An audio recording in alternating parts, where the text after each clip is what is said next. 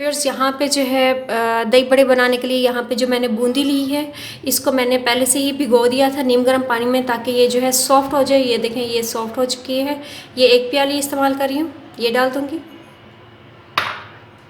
साथ में व्यूअर्स यहाँ पे मैं एक दरमियाने साइज़ का आलू ये बॉईल किया, ये डाल दूँगी। साथ में व्यूअर्स एक दरमियाने साइज़ का टमाटर, इसको क्यूब्स में काट लिया था, ये डाल दूँगी।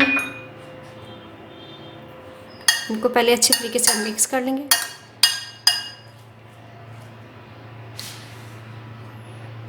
साथ व्यूअर्स ये मैंने ग्रीन चटनी बनाई है स्पाइसी।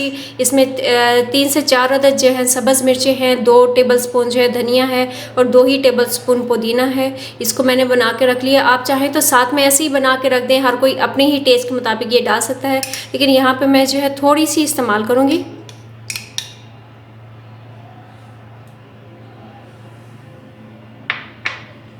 और साथ में व्यूअर्स यहाँ पे मैंने 1 प्याली जो है यहाँ पे मैंने 1 कप दही लिया था। इसको अच्छी तरीके से फेंट के इसके अंदर ½ टीस्पून मैंने ज़ीरा डाला था और 1 टीस्पून मैंने यहाँ पे इसमें सॉल्ट का इस्तेमाल किया था, ये भी डाल दूँगी। तो इसको अच्छे तरीके से हम मिक्स कर लेंगे।